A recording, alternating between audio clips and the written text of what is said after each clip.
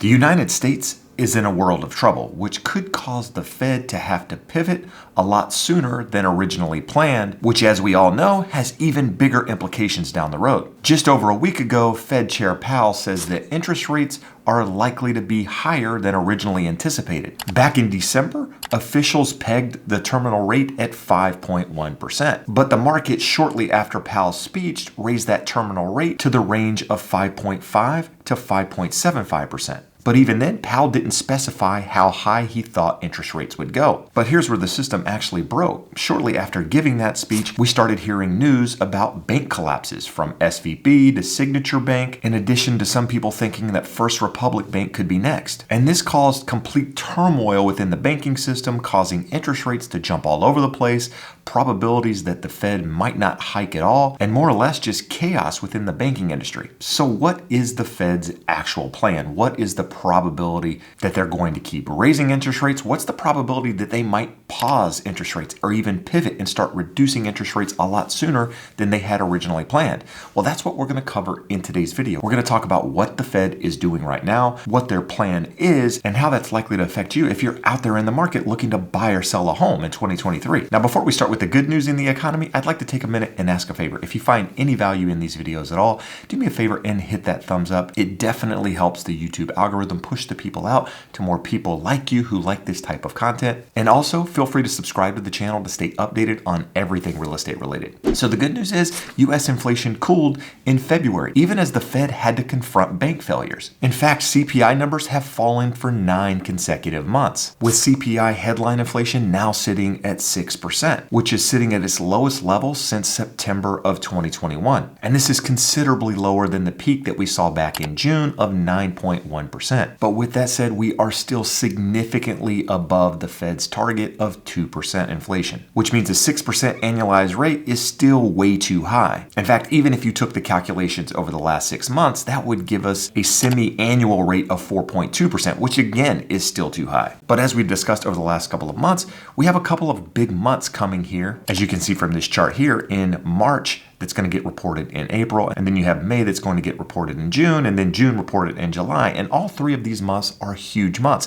And once those months come off, you're likely to see inflation improve significantly. And part of the reason that we've seen inflation cool off is because we've seen a drop in energy costs, which has helped to keep inflation in check. But unfortunately, we saw shelter costs increase by nearly 8.1% in the past year, according to BLS. And unfortunately, this accounts for nearly 60% of the inflation number after stripping out both energy and food prices. But even with that said, there's some good news on the shelter front. Rent increases just dropped to the lowest level in nearly a year, as the median asking rent rose 1.7% year over year, which is the smallest increase in nearly 2 years and the lowest level in a year. So there's actually 2 things that are very, very important to note there. One, this reduction in shelter costs hasn't actually played into the inflation numbers yet. And as it starts to play into those numbers, we're going to see inflation come down a lot quicker than we have over the last couple of months. And the second thing to note is that while rents are decreasing, they're still increasing year over year. They're just not going up at the rate that we saw a year ago, where rents were up nearly 10 times that much, sitting at 16.5%. So at this point, it's mostly all shelter inflation, as both rent and shelter inflation hit all-time highs once again. Rent inflation was up 8.76% year over year,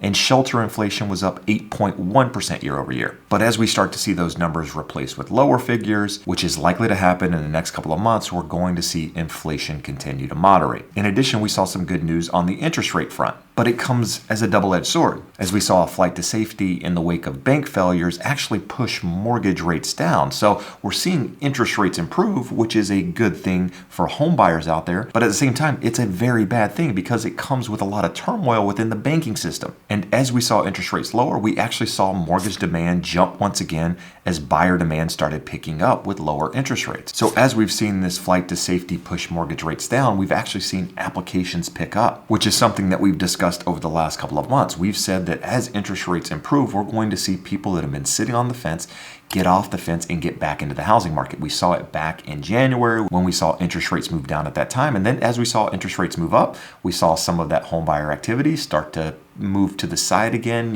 People were unsure of what's happening in the housing market. And we've discussed a lot of home buyers out there just waiting for the right opportunity to get into the market, whether it's due to the fact that they've been priced out entirely because interest rates moving higher, or the fact that the confidence in the U.S. housing market is sitting at an all-time low. Either way, we know there's people on the sidelines that want to be homeowners when the right opportunity presents itself. So what is the Fed's next move? Moody's Analytics chief economist Mark Zandi thinks that the Federal Reserve is unlikely to raise interest rates at its March meeting, as there is a boatload of uncertainty around the recent bank failures. And at the same time, you have Gunlock saying that the Fed will hike to save credibility, even though they probably shouldn't. And because of this, we're seeing the bond market's fear gauge spike to the highest levels last seen since 2008. These moves were demonstrably exacerbated by the way the liquidity evaporated across treasuries. Volumes for rate futures surged as traders swung back and forth betting on whether or not the Fed would hike or even potentially cut rates. In fact, as of a few days ago, there were a lot of people out there anticipating the idea that the Fed may not hike at all. But since then, we've seen banks borrow nearly $165 billion from the Fed in a rush to backstop liquidity. Data published by the Fed showed $152.85 billion in borrowing from the discount window alone. This is typically the traditional backstop for banks when it comes to liquidity, which is obviously a record high. The previous high prior to that was $111 billion back in 2008. And with that, we actually saw a little bit of calming in the markets, believe it or not, where the markets are currently pricing in a 73% chance where the Fed is going to continue with their rate hikes in March, raising the Fed funds rate by another 0.25%.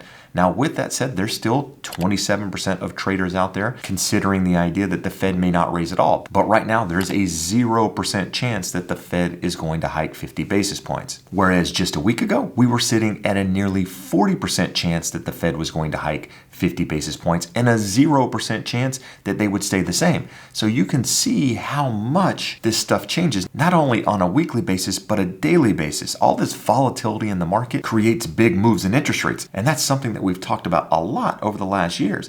As we see volatility in the markets, that can actually be a bad thing for interest rates, right? Because the market isn't doing what is originally expected. The markets like it when it performs as people think it's going to perform. And so when you see craziness, chaos out there, the unknown, if you will, that's when you start seeing big jumps, big moves in interest rates. Well, in this case, it actually helped improve interest rates a little bit because it shows that the Fed may actually take their foot off the gas pedal sooner than originally thought. But as I mentioned earlier, that comes as a double-edged sword, because if they take their foot off the gas pedal too soon, that could allow inflation to continue to rise. Now, while I believe inflation is going to continue to moderate over the next couple of months, there's a high likelihood that if the Fed stops too early, too soon, that could allow inflation to pick up at some point again in the future, which essentially just kicks the can further down the road. But at the same time, I do believe all of this turmoil within the banking system is probably causing the Fed to reconsider their long-term terminal rate. Now, the Fed is actually going to come out with their Fed minutes this week. They're going to tell us what they're doing with regards to raising the Fed funds rate, but more importantly, they're going to come out with their Fed minute. And you're going to see a lot of Fed members out there talking to the press about expectations. And these expectations, what they say, will likely have a bigger impact on the market than what they actually decide to do with the Fed funds rate. So just make sure you're paying attention to that information. But at the same time, as we see the banking system calm down, if we don't continue to see turmoil in the banking system, not only here in the US, but globally,